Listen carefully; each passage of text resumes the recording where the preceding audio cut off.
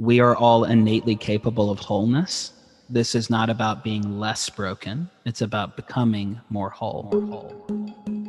I can't give you the context for who I am now as a clinician and a doctor without doing it through the context of my faith background, my immigrant story, or my experience as a patient.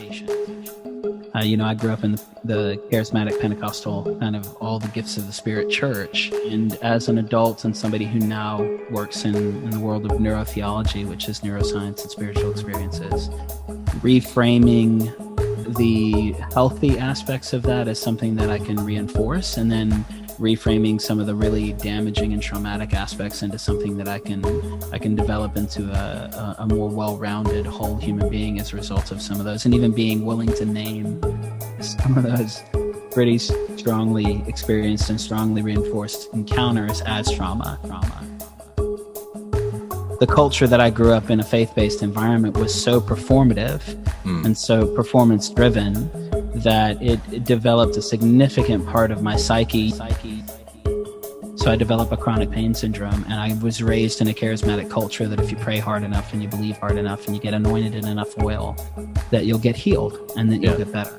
And that didn't stop me from burying my dad. It didn't stop me from burying both of my wife's parents, and it's never stopped a migraine for me. So in this space of trying to figure out who I am as a third culture kid, who I am as, this idea of being a child of God, but not feeling like God is even remotely interested in my journey. And then being a patient who went to 21 specialists over 9 years and spent $100,000 in the first few years of a marriage when my wife and I got married at 19 and 21, and going, it just doesn't feel like I'm getting any clarity on what works. When your sense of safety is tied to eternal salvation, or your sense of safety is tied to eternal torture, pain, suffering, excommunication, and abandonment, your sense of fear is tremendously higher, right? Not only is the intensity high, that there's legitimate consequence to disobedience, but now that conversation is being repeated on a regular basis, and it's lasting for your entire adolescence. You go into adulthood with a hyper efficiency for survival. Ours was much more of a performance that was connected to an emotional heart center that was also showing up in a body center, but not so much the logic or the head side of what it meant to think critically and ask questions.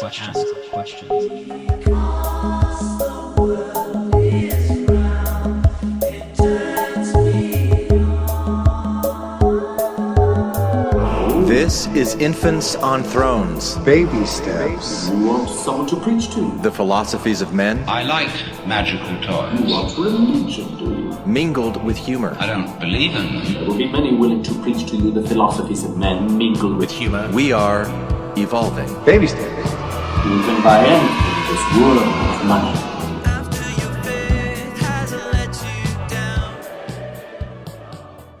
Look for the good in everything.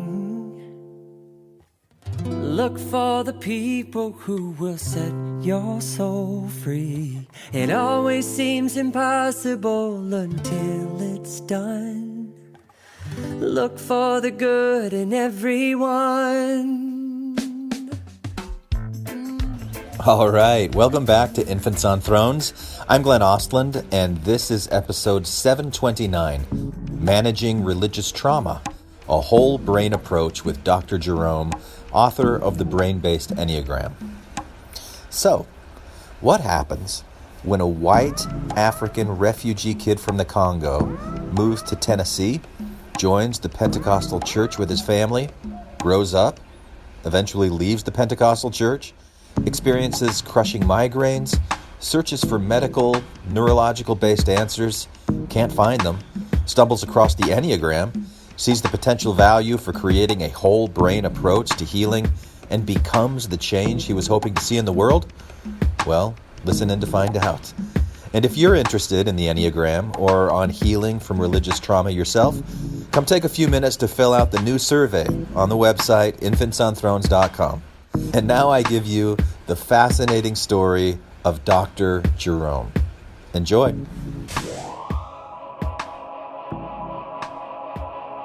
Thank you for your patience. I appreciate it. Oh no, I appreciate you being here. So you go by Dr. Jerome. I do, and also my ego is not so fragile that I need the honorific. So you can also call you can call me. I also have an identical twin brother and an older brother, and I'm an immigrant kid from Africa. So I lost the ability to be embarrassed a long time ago. So An immigrant kid from Africa. Yeah, I'm South African born to Zimbabwean parents. Wow. And I moved to the States on asylum status as a refugee kid from Congo in the early 90s. Wow. So I don't look it. But interestingly enough, my story is as an African refugee immigrant kid. I'm a white African, obviously, but even then, my dad's side of the family is Afrikaans, so they were in Rhodesia, Zimbabwe for 400 years. But yeah, my lived experiences as a first generation American immigrant who spoke 3 languages when we moved to the country. My dad spoke 13. And I went to 11 different schools before I graduated high school. So it was a very, very different experience to my peer group for sure. Wow. Yeah. Have you been back to Africa? Once. After my dad passed when I was a freshman in high school.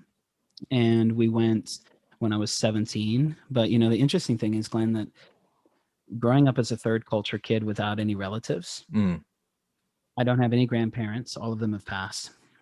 My mom is the only parent left, and I don't have any aunts or uncles. I've got 2 aunts and uncles in South Africa, but I've met them once when I was 17. So my lived experience with family and relatives is very small. Did you have any traditions? I mentioned before we started recording that I've got this background history in folklore, so I get interested about like family traditions and ethnic regional traditions. Was there anything that you did to commemorate your upbringing as a kid? Traditions that you had in your family? Yeah, it's interesting. I was actually having this conversation with somebody recently that when somebody asked, "What's your favorite summer activity?" I didn't have an answer. Because we didn't have summer activities. We didn't do vacation. My dad was a foundryman and a blacksmith who couldn't afford employees. So his only employees were his 3 sons. So I think I did not get any cultural traditions. I think if there were anything that were kind of environmental or family-based reinforcers or traditions that were kind of a part of the ethos of the family, the most reinforced tradition or ethos was a love of food, even if it's poor, bad, low-cost food. There's a love of family at the table. So the tradition of the family meal, I think, is probably the most profound tradition. But more than anything, the 2 other biggest things that have had a huge impact that actually have required a lot of reconciliation and kind of adjusting and reframing is a significant tradition of work and work ethic that leads to overwork. And then the nature of a faith-based environment, and then reframing what that looks like when, I grew up in the charismatic Pentecostal kind of all the gifts of the Spirit church. Yeah. And as an adult and somebody who now works in the world of neurotheology, which is neuroscience and spiritual experiences, reframing the healthy aspects of that as something that I can reinforce, and then reframing some of the really damaging and traumatic aspects into something that I can develop into a more well-rounded whole human being as a result of some of those, and even being willing to name some of those pretty strongly experienced and strongly reinforced encounters as trauma, and learning how to be a non-performance based or performance anxiety driven human being. So it's a lot of different pieces, but I'd probably say food, faith. Say that one more time. A non-performance driven or anxiety driven. What was that? Sure. So reframing or becoming a non-performance driven human being or a non-performance anxiety driven human being, because the culture that I grew up in, a faith-based environment, was so performative and so performance driven that it developed a significant part of my psyche. You had my home environment with a first generation immigrant family coming over with $100 and 2 suitcases, a bipolar grandmother, and a parrot, right? It was a really that sounds like the setup for a bad joke, I gotta say. I know, it really is. And forgive me for the background noise. I've got my computer on Do Not Disturb, but it's still for some reason. Oh, you know what it is? It's my iPad behind me. Oh, I didn't hear anything. Okay, good. This Yeah. microphone tends to be pretty good, but my brain is gonna move into a space where I'm concerned that that's gonna make noise for you. So I'm just Yeah. gonna change. Thank you. The joys of my undergrad is actually in digital animation and film, Oh, really? and I used to do music full time with my brothers before I moved into healthcare. I'm just a patient who became a doctor, but yeah, my undergrad is actually in film and music, or my world before healthcare was film and music. So anytime I hear a background noise, I'm going, that's going to get picked up. Yeah. So Yeah. Well, very, very interesting. It seems like we've got some parallels in the way that we were raised in a religion that put a heavy emphasis on performance. yeah, And I've had discussions with friends of mine where I use the word performance, and they're like, "Why are you saying performance?" Like, well, we're always putting on a show for everybody else. absolutely. Getting up and standing in front of the congregation, and there are certain things that we would do, certain expectations that we would have. When you're using that word performance, what are some of the things that you're thinking about, or those experiences that you had as a Pentecostal? Sure. Well, in the non-denominational charismatic space, especially if you go to a church that believes in moving in all of the gifts of the Spirit. Yeah. And when I say gifts of the Spirit, probably the most highlighted one is speaking in tongues and laying on of hands and healing and a lot of these other spaces. I think the easiest way to connect it is that there are places that you go into that are in a religious framework that immediately you can sense the overall level of energy. Like you go into an Orthodox space, it's not kinetic, right? You go into some churches and some faith-based spaces, and you can feel how little energy, how controlled the environment is, right? But in a charismatic church, it's high energy. We always used to joke that it wasn't a good service until somebody started doing laps, meaning that somebody's running around the church, that there's somebody standing on a chair, that there's somebody slain in the spirit and pleading the blood, right? All of these internal jargon language pieces that you use when you have a subculture with its own language. Right. But performatively, ours was actually very easy to see the performance space because it was so much actual performance. There was high energy praise and worship. There's high energy moving of the spirit was the language that they use when somebody's speaking in tongues or somebody's, getting hands laid on them in a healing environment. And it became this expectation that you had to match the energy level. If you came in a space where you needed a chance to catch your breath or calm down, and meditation, for instance, was a 4-letter word. It's like the idea of finding stillness and finding a centered, grounded, state of being was a foreign concept to something so kinetic. So I would say that ours was much more of a performance that was connected to an emotional heart center that was also showing up in a body center, but not so much the logic or the head side of what it meant to think critically and ask questions. Ours was not like a Jesuit place. If you study anything with the Jesuits, incredible thinkers and academics and intellectuals, charismatic churches are not the place that you go to do, exegesis, or you go to do anything around apologetics. It's you're apologizing for the amount of spit and excitement that you have flying everywhere because of the amount of excitement in the body. But yeah, I think the easiest way to explain the performance was just a sheer volume in every sense of the word as it related to energy. Yeah.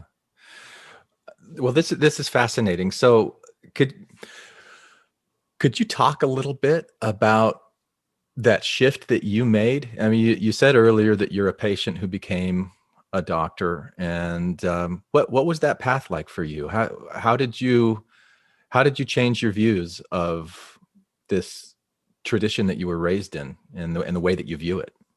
Yeah, it's a great question, Glenn, because I can't give you the context for who I am now as a clinician and a doctor without doing it through the context of my faith background, my immigrant story, or my experience as a patient, right? So in all three of those contexts, every single place that I landed in, whether it was a first generation immigrant coming from Zaire to Knoxville, Tennessee in the early 90s, I went to 11 different schools before I graduated high school and had an identical twin brother who, when we graduated, was 85 pounds lighter than me. So my experience of what I was supposed to be and who I was supposed to look like was very visceral, very tangible. And then the expectations with being a first generation immigrant kid. then you take it from a faith-based perspective of being introduced, and that was a huge carryover from overseas to the States, is even though we came with nothing, my parents came with their faith, right? And being inundated immediately into the church culture and into the subculture of the charismatic world, and having this experience of developing all of these particular approaches to developing a relationship with God that was very performance based in my experience, and very retributive in terms of judgmentalism and critique, and just trying to be a little bit less broken, right? And trying to figure out how to have God be less angry with me rather than more connected with me, my experience, right? So I go through that space, and my dad passes away as a freshman in high school. And I start having migraines as a 17-year-old, and my identical twin brother does not have any. And over the last 20 years, I've had over 2,000 independent migraines, because I average about 8 to 10 per calendar month, and about 10 to 15 headaches independent of those migraines per month.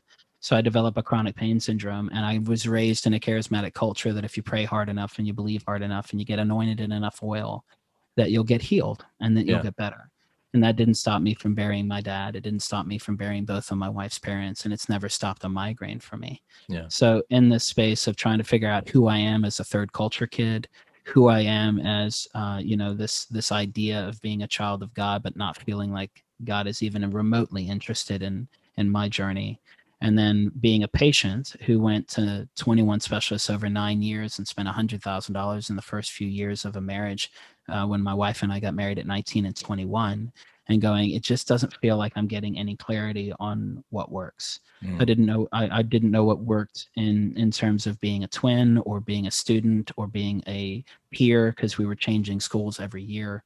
I didn't know what worked in a faith-based spiritual setting, because everything felt broken in that, because we weren't seeing the outcomes matching the effort. And then as a patient, that was reinforcing all of this confirmation bias that there's something intrinsically wrong with me, because clearly That's what I was going to ask. Yeah. 100%. So I created this experience that I've spent the last decade actively pursuing a reframe and a reconciliation, and becoming more healthy. That it's influenced all of my work, it's influenced all of my patient care, and eventually what ended up happening is every single encounter that I got into, I felt like I couldn't get the answers that I was looking for, and I couldn't get the support that I was looking for, and no one knew what to do. Right. So I said, okay, what does it look like for me to become that person, to fill that void that I have in my life, for a good clinician, for a healthy faith-based space, for a healthy community in terms of my peer group.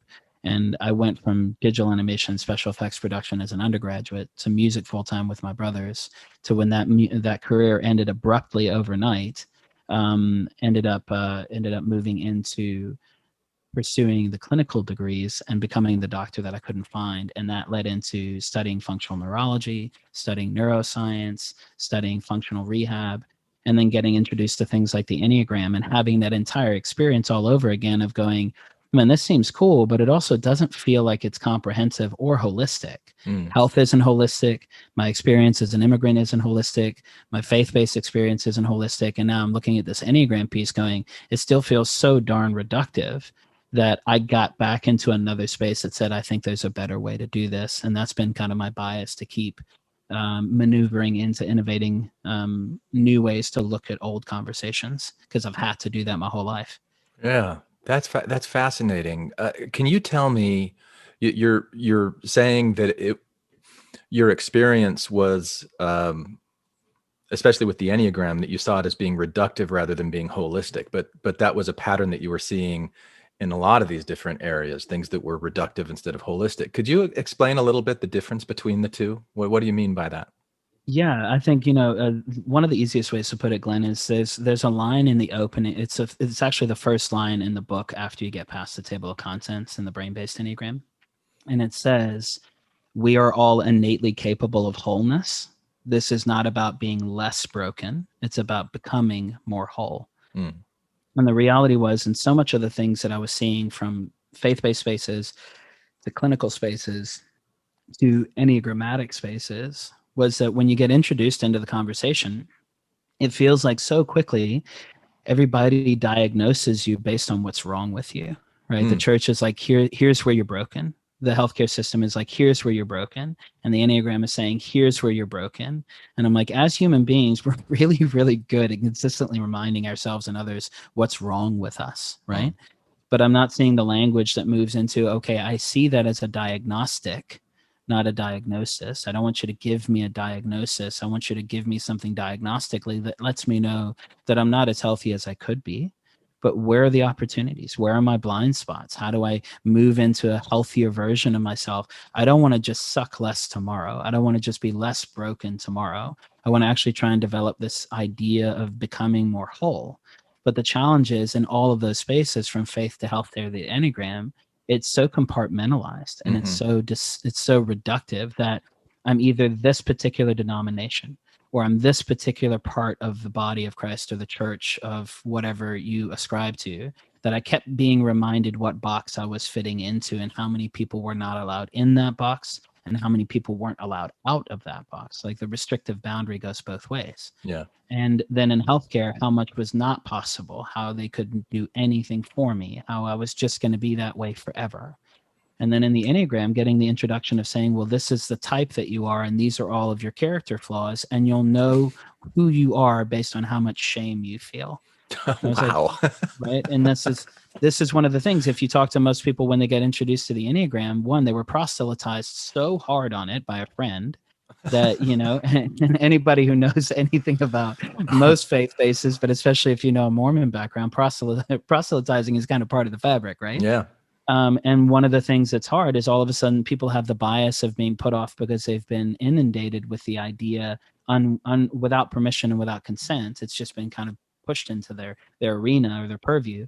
But then at the same time, when they finally ascribe to it or they finally open themselves up to the conversation, their first introduction is about what's wrong with them. And it creates so much shame, right? So not only do you already have a resistance to it, possibly because of how much it's been forced onto you, without permission or consent.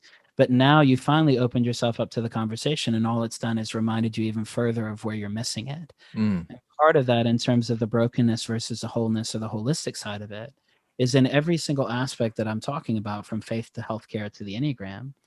Very rarely did you have anybody sit down, and I very rarely had this happen, if ever, had somebody sit down and say, okay, this is who you are as a whole person.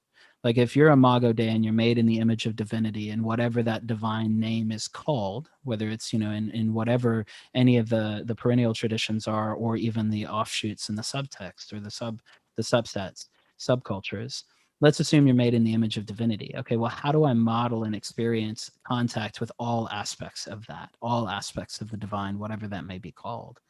But if you're telling me that the divine is only patriarchal, only male, only white, and only American, then I'm starting to lose touch with how it's possible that that's a comprehensive representation of what the divine is, right? Yeah.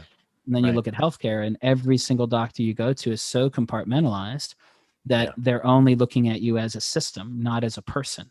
So no one has that interconnected collegiality of saying, hey, Jerome has this stuff going on globally. Let's put the whole puzzle together. Yeah. And then the Enneagram just reinforces that by saying you're going to spend your entire life being a thing. And even though we know you have the capacity for emotion and for thinking and for doing, for what's called the heart, head, and body centers, for your ability to be a whole human being, we're going to force you into this narrative that says, well, you're just this one thing. And that still felt like a reinforcement of that reductive, binary kind of, you know, dualistic thinking of it's either or. And you know, the more that we learn about the way the brain works, and the more we learn about the way the world works, and hopefully the more we learn about the way our own spirituality, even if we choose to have a lack thereof, it's still a comprehensive experience for who we are as whole beings, whole human beings. But there's just not a lot of language about navigating towards the pursuit of becoming more whole. And I was just so frustrated by the lack of that personally, that realistically all the stuff that I make is just me trying to answer my own question. Right? Sure. Yeah. Right. Yeah. Well, could you give me a little overview of the Enneagram? I'm afraid I may have been guilty once or twice in the course of the past 3 or 4 years of being that proselytizing friend that's saying, oh, you got to check this thing out, man. It's so great. And so I think my listeners have heard me talk about the Enneagram before. I haven't spent a ton of time on it, but could you give a quick, dirty overview of what is this? Enneagram means 9, right? Like that's what the Ennea means, 9. Yeah. So Ennea means 9 in Latin, and then gram is just a written drawing, right? So Enneagram is just it's a mandala or a symbol. A lot of people mistakenly confuse it with a pentagram because it looks like a star. It's not. A pentagram is 5. Yeah. Ennea is 9, right? Completely different spaces. But really, the Enneagram is it's often called a personality typing tool. It's actually not accurate. It's older than that. The last 50 years is more of a modern interpretation of including it into contemporary psychology and contemporary personality work. But the way that I explain it to everybody is that it's a model and a translation tool for helping you to understand what motivates you and why. The biggest difference with the Enneagram from other kind of personality inventories or assessments like Myers-Briggs, Strength, Finders, DISC, Berkman, a lot of other ones, is most of those will tell you what you do and how you do it, but not necessarily why. So they tend to be more behavioral based and situational or placement based for a job or a corporate kind of expression. But the reason so many people connect with the Enneagram is because it's so much more heavily connected to your why, your core motivation of either pursuing pleasure, avoiding pain, feeling safe, surviving in every context of what it means to be a human. And it gives you so much more nuance of what is driving and motivating you, especially subconsciously, that manifests in what we call a personality. My way of describing it is that the Enneagram has 9 numbers, and each of those numbers ascribe to particular ways that people show up. Kind of like if I say I'm South African and I move into a South African accent and I sound a bit more Afrikaner, you know, my dad had a thick Afrikaans accent, so it's like that's an Afrikaner who happens to be a human. Or if you're a Southerner, I grew up in Tennessee, in Tennessee, there's different dialects that come out. Yeah. You're still a human. You just have different ways of engaging based on your cultural experience. Right. Well, the 9 numbers in the Enneagram are ways of kind of showing up. So I tell people, think of the Enneagram as a planet. I like this dialect. I love what you just did there with because you can like switch in and out of it. And so like if you could think of the Enneagram as being like, these are 9 different dialects of human experience or motivation. Right. I love that. I'm sorry, I cut you off. Go ahead. No, I love it. I love it. Please, I'm easy. So one of the things that I've actually moved very heavily into is helping people understand that it's same dialect or different dialects, same language. And it's a fluency conversation, right? So to give an example and a metaphor, and then I'll give the explanation of the Enneagram. I'm South African born to Zimbabwean parents, and I am an immigrant on a refugee status, as a refugee on asylum status from Congo and Zaire to Knoxville, Tennessee. I went to 5 different schools in Northeast Tennessee, 5 different schools in North Georgia, did my undergraduate in Arizona, and I've been in Atlanta, Georgia for the last 17 years. So then the question becomes, who am I and where am I from? Yeah. How I can tell you for sure I'm from Earth. That I know for sure, right? But the reality is there's so much to my background because I've had environments that have required me to speak different languages, literally. I was fluent in Afrikaans and French when I moved. My dad was fluent in 13 languages, 9 of them tribal, right? So the language that we speak, even the dialect that we speak, is dependent on the region that we're in and what that region requires of us. So if you look at the Enneagram, it's got 3 centers: head, heart, and gut. You can think of that as mind, body, and soul. Head is the mind, gut is the body, heart is the soul. From a neurological perspective, the head correlates with our left brain and our mental real estate. The heart correlates with our right hemisphere and our emotional nonverbal real estate. And then the gut correlates with our subconscious brainstem, cerebellum, like all of these subconscious kind of drivers that help us to develop into people at all. And I've got to tell you, I loved that way that you mapped those 3 models onto the right hemisphere, left hemisphere, brainstem. That was, and then especially the section in your book where you went through the numbers and you're like, okay, so a 7 is what left stem or something like that. Yeah, it was exactly. that was great. Anyway, please continue. No, thank you. And that's really trying to help everybody see it, that, a lot of the times when somebody's introduced in the Enneagram, they're told where you currently live, right? Where's your current house? But telling somebody that you can't change your type is like telling somebody they can't change their address. Yeah. Now, I may take my predisposed kind of dialect. If I move at this point to South Africa, I sound like an American, but I'm South African born, right? But my accent will be quintessentially American, right? Mm-hmm. But that doesn't mean that I'm American. It means that I'm a legal resident alien who happens to be technically an African American, but I'm a white guy named Jerome. So then things get super confusing, right? Yeah. So in this space, what I'm communicating is that if you see all aspects of who you are available as a resource, then you can start to see it as a travel opportunity and start to see the interior landscape of who we are. And the metaphors really start to become a lot more accessible. Yeah. So you go, okay, I identify really closely with this particular nature. And what I mean by that, I'll give your listeners an example. In the gut, you have what's the types that are known as 8, 9, and 1. And the gut is your instinct-based space where you're more reactive, but you're also more driven to doing. So the 8 is associated with the capacity to do, deal, and create disruption. They're able to challenge and they're able to deal with conflict in a different way. They're also really motivated by growth, right? They're really, really motivated by independence. 9 is the country on the continent of instinct that says, what does it look like for us to step back, catch our breath, rest, be the peacemaker, be the person who's moving into serenity and conflict negotiation. And then the 1 is the country on the instinct that says, hey, I appreciate the ability to jump in and wage war, or the ability to step back and do conflict negotiation, but we also need to make sure there's process, procedure, policy, protocols, all the P's, right? And the 1 is very heavily driven by accuracy and reformation. Like, let's do it better. Let's find a better way to do it. But all 3 of those are doing based, right? And I have the capacity to access all of those. I just may not do it, may not have a high fluency in it, right? So, okay. And I just want to pause on that for a moment, because you mentioned earlier that you found the Enneagram when you first were introduced to it, you found it to be very reductive and it was focusing on the negative things. To me, there's 2 numbers that really highlight that. And the 1 is one of them. And then the 6 is the other one for me in my interpretation of it. And I still find myself looking at somebody who is a perfectionist, or they stress themselves out. They get really anxious because things have to be just right. You got to dot all the I's and cross all the T's. And I think, oh, they must be a 1. So this is me falling prey to that negative, shaming, reductive way of viewing the Enneagram, is what I'm learning from you.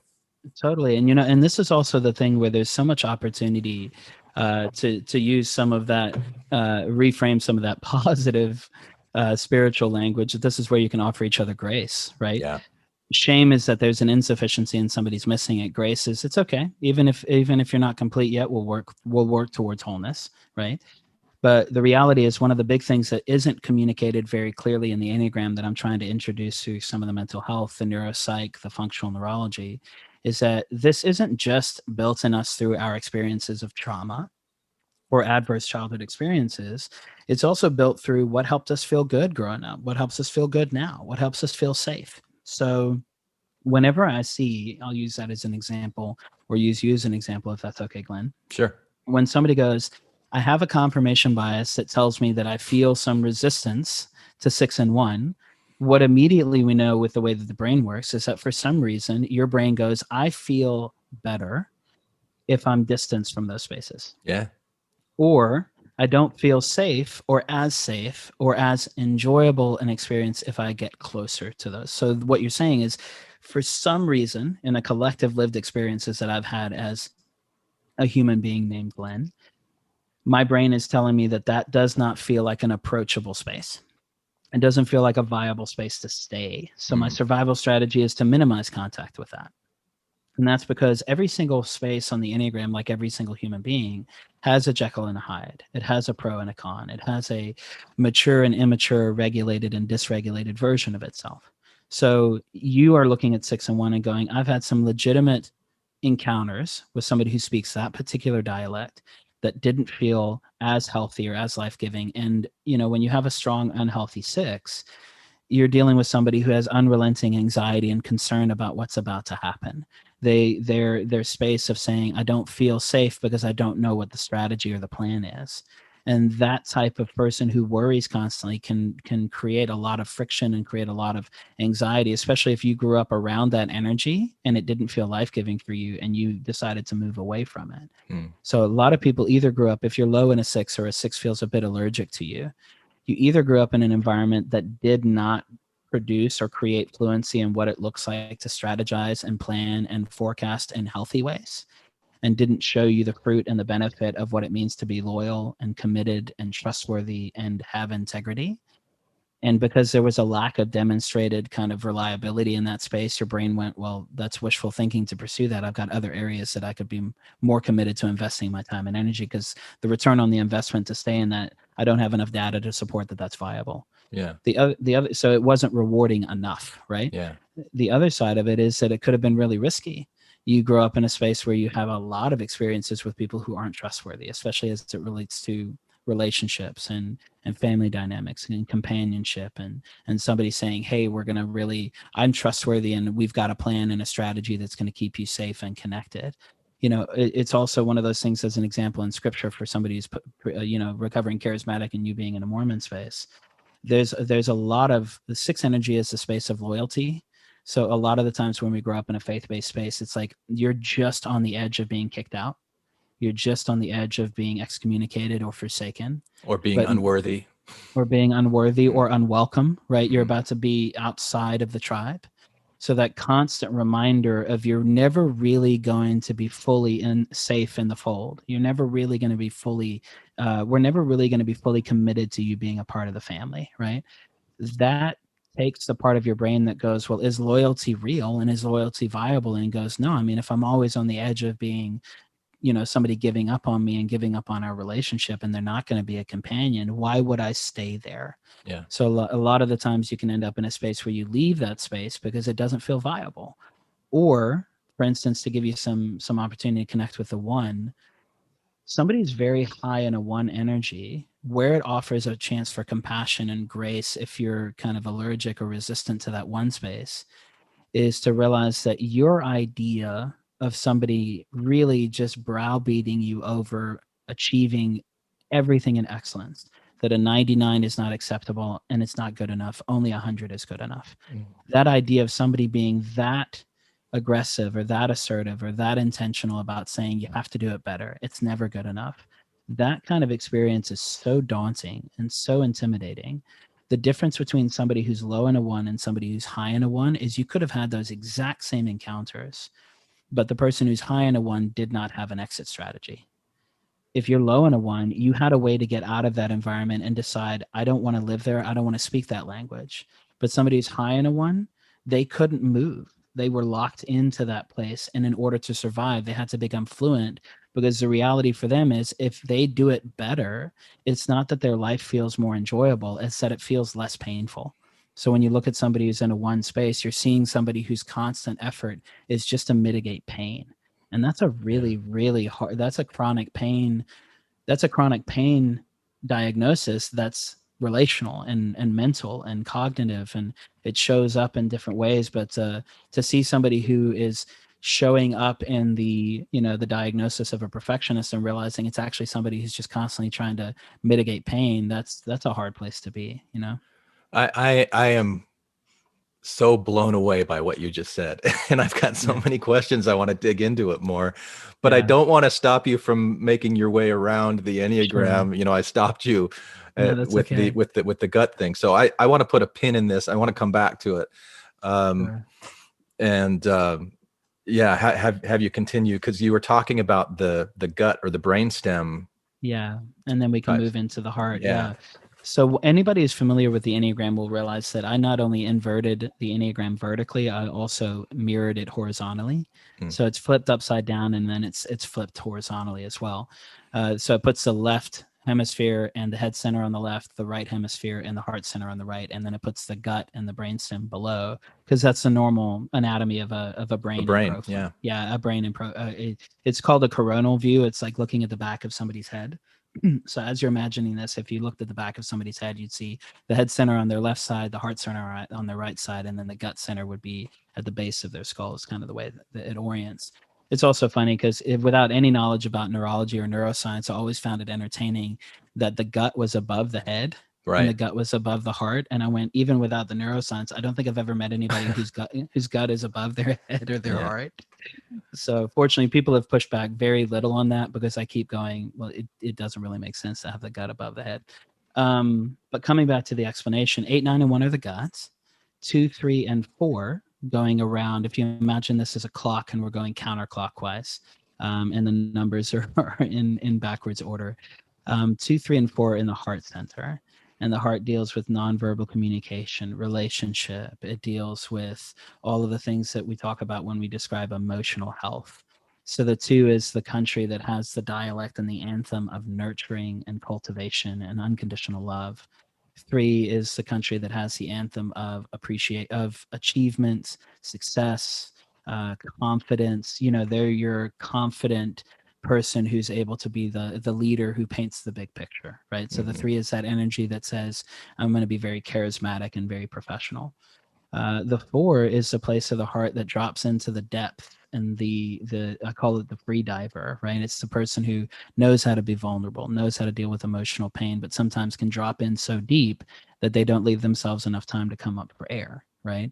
So the different versions of the heart. The 2 says, you're going to love me for what I do.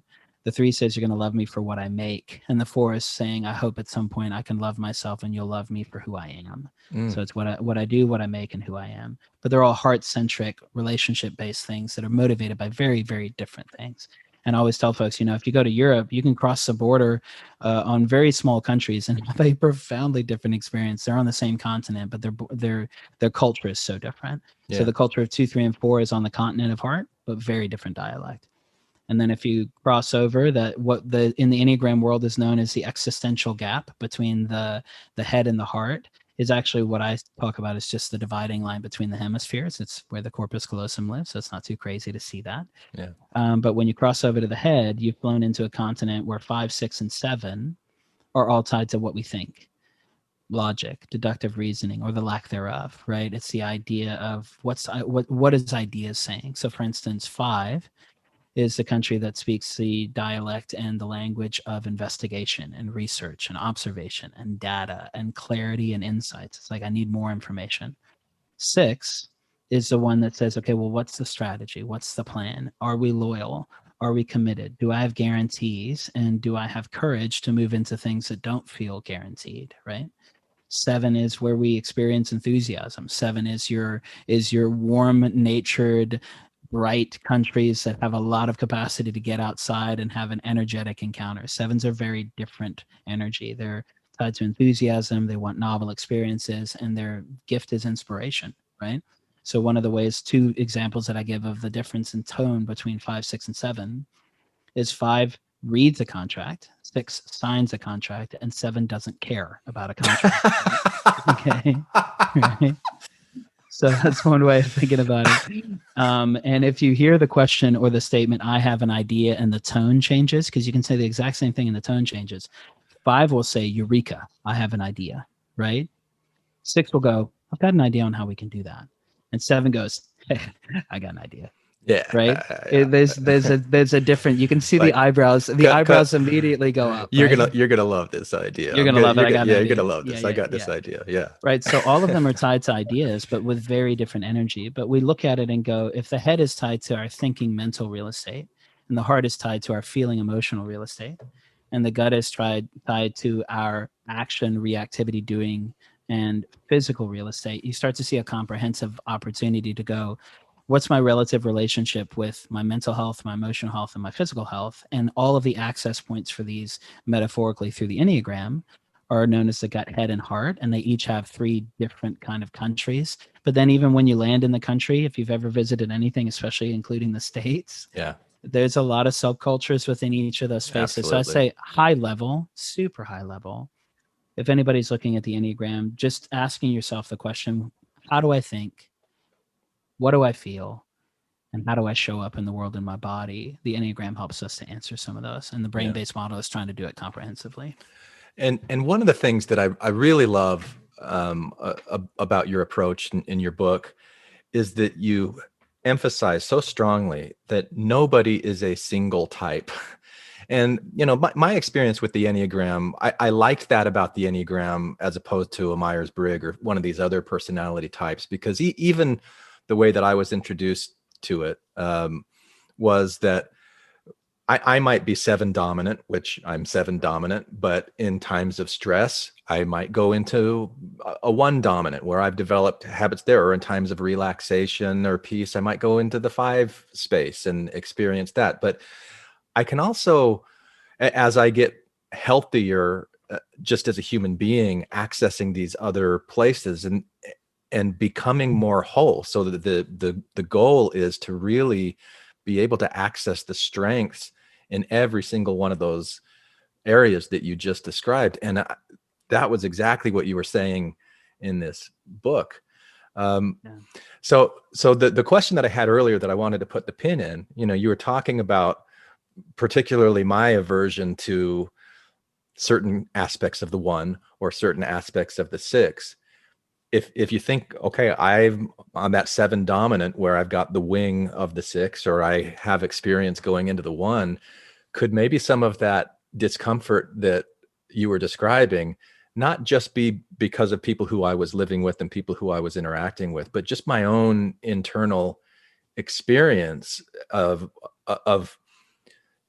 interacting with the world in those ways?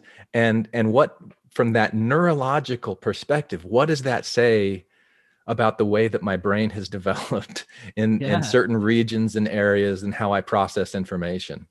Yeah, and that's the beautiful thing with what you're describing, Glenn, is that tone and that way that you're asking the question is inviting you to just be curious, which is the gift of 7, right? 5 is inquisitive, 7 is curious, of going, am I aware of what made me this way? Am I aware of how I got here, right? Because if I don't have understanding of how I got here and even understanding of orienting to where you are, you certainly cannot decide where you're going, right?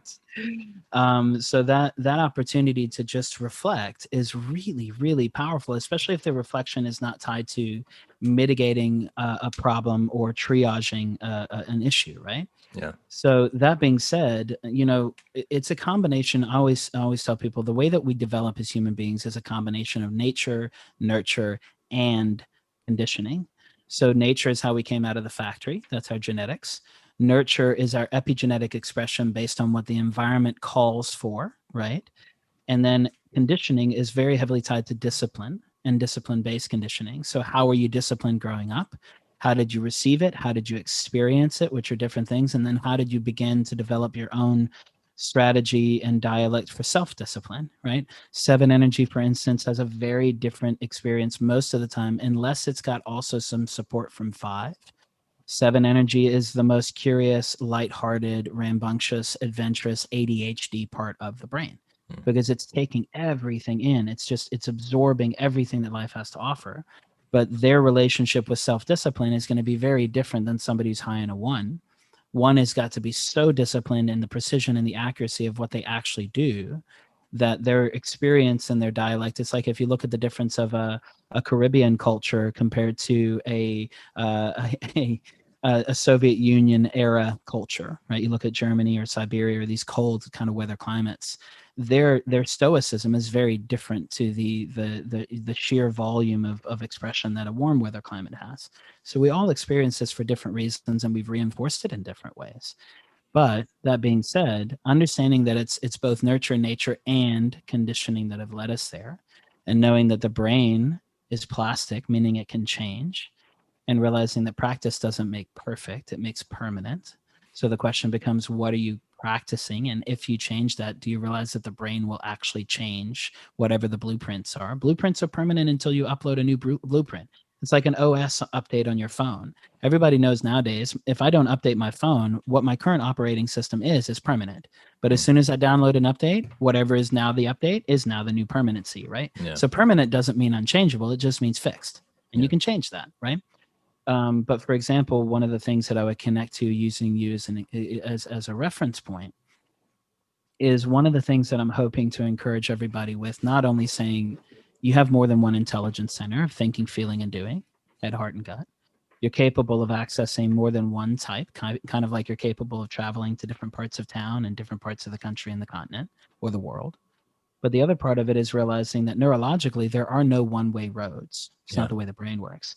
So one of the shifts is actually to move from 1 being a stress and 4 being a growth, or 5 being a growth for 7, because 7 connects to 5 and 1. And that's language that we'll talk about maybe in another podcast. But there's these lines of connection in the Enneagram. They're called the law of 3 and the law of 7. But the way the image shows up is based on how these numbers connect. But for the sake of time, just to use you as an example, most of the language right now for somebody who's high in a number says you have a growth path and a stress path. Well, realistically, you can't grow and develop a muscle unless you put it under stress. So stress is a prerequisite to growth. So saying one is a growth path and one is a stress path is a bit of a misnomer, right? Mm-hmm. But in reality, if you look at it, for instance, as a 7 energy, or I talk about it based on efficiency. Let's say you're more fluent in 7 and more efficient in 7. You got a lot of stamina in 7. In fact, it would take active restraint to not show up in 7, right? Yeah. That's how good you are at it.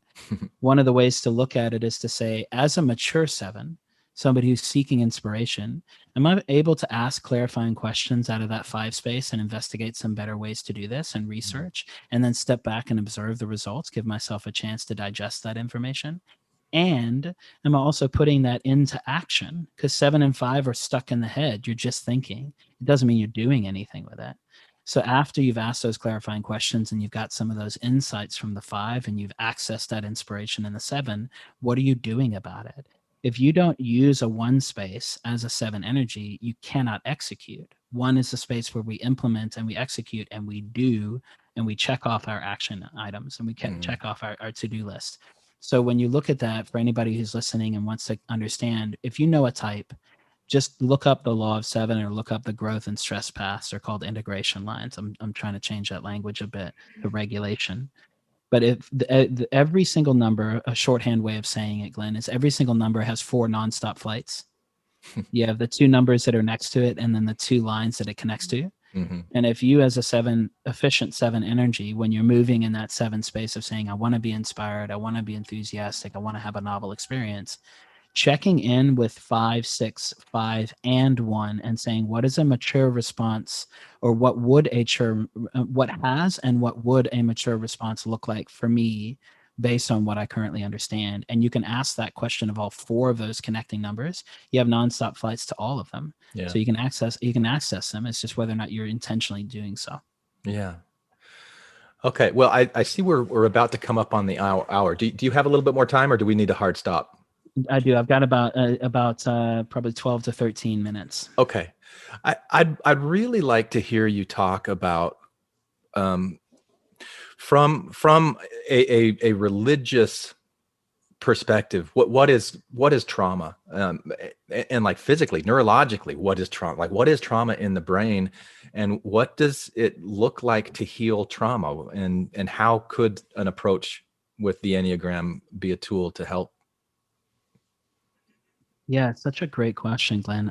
I think really high level, the first thing that comes to mind is understanding that trauma, simply put, is anything that takes longer than a week to recover from. Okay? Let's put it in the terms of a physical workout. If you do a physical workout that's building stamina, it's building resilience, building strength, capacity. If you do a proper workout, you should be sore for a couple of days, but you shouldn't be sore for a week. And if you're sore for a week and you recover in the second week, then you know you overextended yourself. You may not have traumatized yourself, but you got into the on-ramp of what trauma could be because it's taking too long to recover, longer than it should appropriately take. So if I go into the gym and I take a weekend class with somebody who got a certification in a high-intensity workout that they think they know, and they push me too hard and it takes me a week to recover, but I'm okay, that's not trauma. That's just, it's really uncomfortable. I've overstretched and I've strained myself. But let's say that I'm doing a workout and I tear a tendon or I tear a muscle, or I fall off of a box jump and I hit my head and I get a head injury. Now we're in the 3 to 6 month recovery phase, or longer, depending on the length of the injury. The length of time that it takes to recover dictates the severity of the trauma, right? If it's a week or less, it is not a trauma. If it's 3 days or less, it is quintessentially uncomfortable, but not traumatic. If it's a week or longer, now you're talking about the length of recovery will determine the severity of the trauma and the ease by which you can get over it, right? So an example that I give everybody is if you are old enough to remember where you were when 9/11 happened. When 9/11 happened, most people know where they were, what time of day it was. what they were wearing, what they were eating, who they were with. Because as soon as it happened, it was so intense. And then it stayed on the news for so long, and you re-experienced it over and over again, that your brain hardwired it to memory and said, if you ever get anywhere near what this felt like again, you need to get out of Dodge as quickly as possible. And in that case, you're talking about it, you're repeating it over and over again. And that's because you're, from the neurological perspective, you're developing these neural pathways that associate this experience with the way that you're feeling, and it kind of creates this hardwired thing. And the more that you do it, the more likely you are then to kind of like use, I think of those neural pathways as like a filter or like an aperture that the world comes in through. It's shaped by the forms or. What you're talking about is reality and perspective, right? So if somebody goes to a scary movie and they don't like scary movies, why do they not like scary movies? It's not real, right? But the thing is your brain doesn't know it's not real. It's very relevant to be scared in a movie if you are scared of what's on the screen, right? It's very relevant that if you have somebody in your past that you have a negative experience with, that was a toxic relationship that hasn't been reconciled, and their name pops up on your caller ID right now, and they're on the other side of the planet, your brain immediately goes, I don't feel safe anymore, right? So we're talking about the process in the brain tied to safety. And if you don't feel safe, you have a higher probability of being traumatized. Now, the severity of the trauma is dependent on three things. And we're talking about a bit of it, but I also want to give some space to acknowledge to people it doesn't require repetition and it doesn't require consistency. It can actually just have intensity, right? So there's three factors. You can have something be intense, which means it's strong. Frequent, it happens often. And then the duration, how long does it last for? Now, the interesting thing with the pandemic and with 9/11, for example, not only was it profoundly intense, but it's happening constantly and it's lasting for a long period of time. So now you've really formed a trauma. So when you're talking about spiritual trauma, for instance, this is, I think, one of the things that offers an opportunity for everybody to extend an olive branch and a lot of grace to each other around this, is that it doesn't have to be real for it to be traumatizing. It has to be relevant, right? So if I'm a 14-year-old growing up in a very indoctrinated space and a very interesting culture, subculture, cult, whatever language you want to use, and I don't feel safe in that environment, irregardless of whether or not I am actually safe, whether or not the reality of safety is there.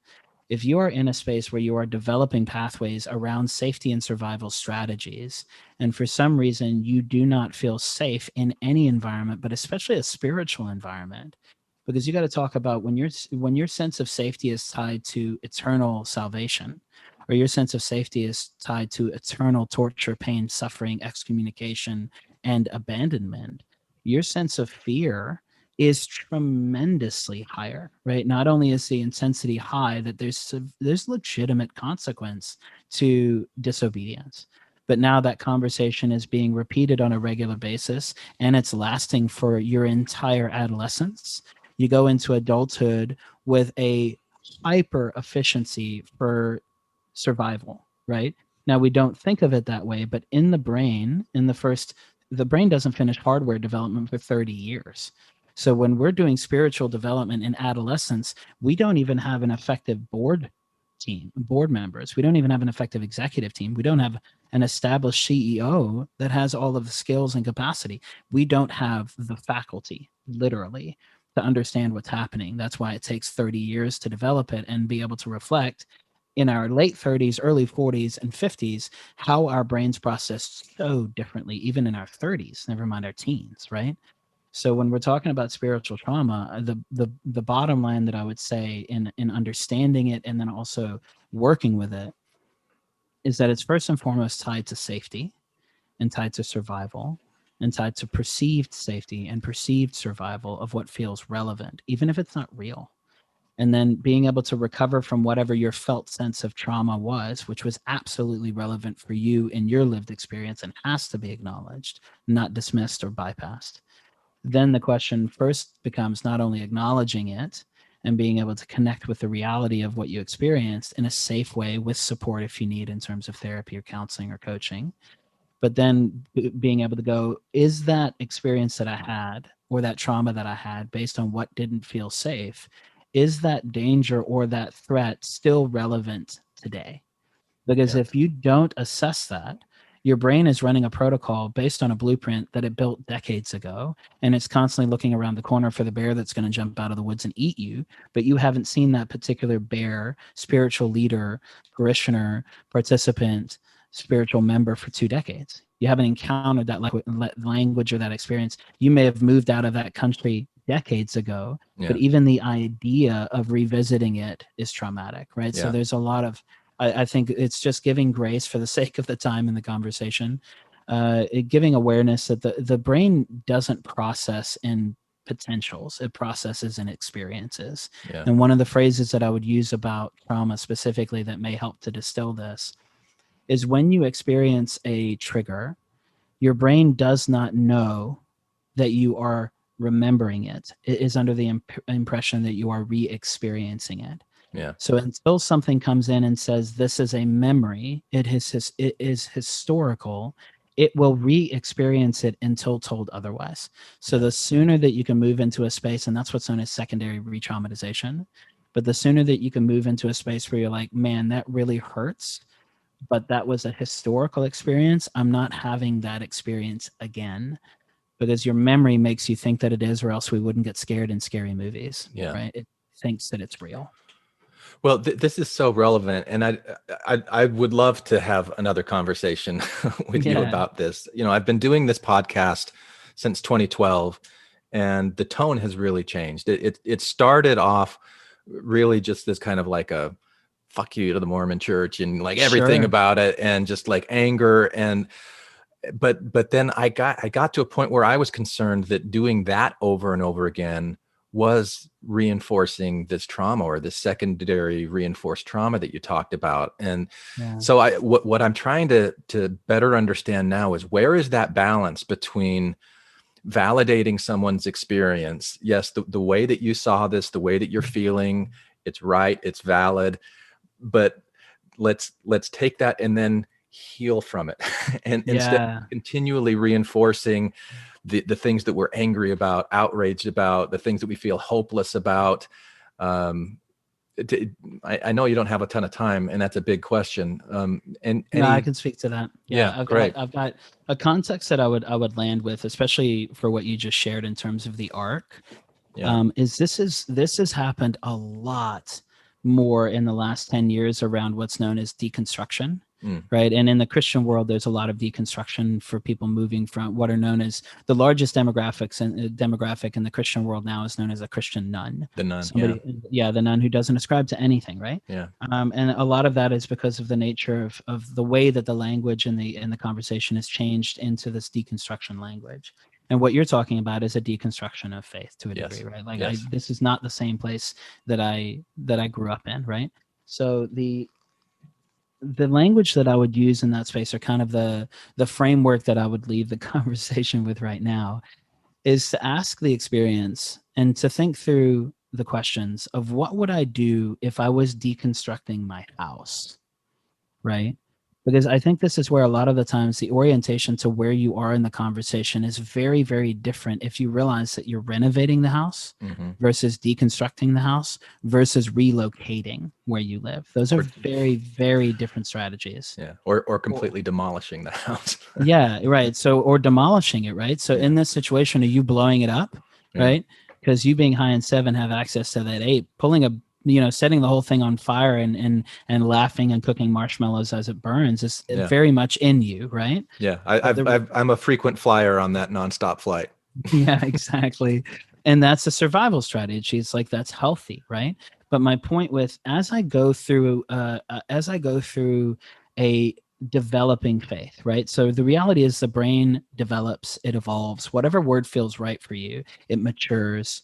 We become different versions of ourselves physiologically every day. Never mind every decade, every second, right? Every second. So when we're looking at this, I think the biggest thing, Glenn, of being able to say, okay, this is a house that I grew up in spiritually. Do I want to live here, but I want to renovate? Do I want to live here and I actually enjoy the current construction that it is? Do I have a felt sense that I want to blow it up? And if I want to blow it up, is there anybody else who's still living there that's going to be collateral damage? Or do I have complete ownership of this space? And if I want to, I can blow it up, but I just have to do it without collateral damage or harming other people, because that's never, ever going to be okay, right? Hurt people, abuse people, abuse people. If you want to blow it up, just make sure that you evacuate the house first, right? Yeah. Then if you're deconstructing it is saying, okay, the foundation may work, but everything that was built on top of it doesn't anymore. Or the land, the viability of the soil may work, but even the foundation isn't right. So I want to just start all over, but I want to stay in the same place. That's very different than relocating and going, I can't live in this particular container, this particular environment or neighborhood or community. So what does a new community look like? Faith or non-faith based, spiritual or non-spiritual, right? But the other thing, the reason I mention this in terms of renovation, no renovation, deconstruction, demolition, relocation, vacation home, right? Whatever the analogy may be, the biggest challenge that has happened, and it was some of the tone of what you communicated at the beginning, that you're saying, I want to avoid reinforcing in a healthier aspect or a healthier version of what the podcast is, because it's coming from a heart of support. It's also sometimes channeled through that intensity, right? Mm-hmm. Is if you do not acknowledge where you are and you start deconstructing, the question I always ask everybody is, if you start renovating, deconstructing, or demoing your house, where are you living? Yeah. Because if you're not the only way that you can be in the house is if there's a renovation. But if you're not renovating and it's one of the other options, you are no longer in that house. So if you're not in that community and in that container, and you don't have somewhere intentionally to live during that time, you will experience homelessness. Yeah. And then what ends up happening is you end up being the group of people standing outside the barrel fire, being upset at the way the world has treated you. Because I work with a lot of folks that are experiencing homelessness in a lot of organizations, and it's a temporary thing. But one of the things it can be a temporary thing, let me clarify. Yeah. But one of the biggest things that happened in those spaces that we're seeing happen in spiritual communities is when they lost their anchor to what felt like home, they didn't have anywhere to go. Yeah. And if you don't have anywhere to go, and there isn't that intention of finding out what feels like a safe place, and access to resources matter. Not everybody has the same access or the same equity. But if there is not that orientation to where are you, and are you living somewhere else, where are you sheltering, then what ends up happening is you are going to get heavily beat up by every single environmental thing that you encounter, because you don't have any degree of shelter. You're out in the open, right? So I say that just to land the plane, that if you're in a deconstruction phase, that is 100% okay. And understand that if you're not going to be living in the container you grew up in, there's going to be a really, really important and essential need to ask, where am I living in the meantime? And I also have the permission to transition into different housing based on where I ultimately land. And if you decide to be a nomad, man, that's awesome too. Backpack the hell out of your entire spiritual journey, but do it on purpose. Yeah. Right? Do it on purpose. Yeah. Wow. Thank you. So welcome. Thank you for the opportunity. Oh no, I loved it. Do you, if I have any listeners that want to reach out, are you able to like treat people in different states, or do they need to be in Georgia? Yeah, so I can do telehealth in a brain coaching capacity, but it gets a little, it gets a little bit different in terms of scope for clinical recommendations. Sure. But I'm licensed in Georgia and Texas. But the easiest way to connect with all of the content, from the neurotheology to the enneagram to the clinic to podcasts, is just drjerome.com. It's just drjerome.com, and everything is there. All right. Yeah. Okay. I want to be your best friend, and I want to work with you. I would love that. Awesome. I would love that. And I would tell you, Glenn, as I tell anybody who's listening, I have legitimately the best EA on the planet. Yeah. She's so good at managing, and I know my schedule for the next 2 years. So there might be a delay, but if you're proactive enough to get on the schedule, hey man, we're there for it. So cool. Let's do it. All right. Amen. That sounds awesome. All right. Thank you for taking the time today. Yeah. We'll talk more. Thank you so much. I appreciate it, man. Take care. Put down the weapons that you use against yourself. You don't need them anymore. Hey there, thanks for listening all the way to the end. Now, I really hope that you enjoyed today's episode. I have more to say about this topic, and I'm going to do that with a follow-up behind-the-scenes sharing time episode on Patreon. So, If you're in a position where you can throw me a few dollars each month to support the work that I put into creating this podcast, please come and support me on Patreon, where you'll also get access to additional content. Did you know that I also create sharing time episodes that are available only to Patreon subscribers? I've been doing that for a few years, so there's a lot of content there that you can have access to. So please come and support this podcast if you can. I greatly appreciate it. Hi, this is Hillary. Matthew, Ryan, Carol, Keith, Ashley, and I like to play bingo online while listening to Infants on Thrones. You can comment on this episode on the website, infantsonthrones.com. And if you really like what you hear, give the Quorum a 5-star rating and write a short review on iTunes. I did. Anyone for the closing prayer? My worst crime is an inside job. Dark thoughts taking over like an inside mob.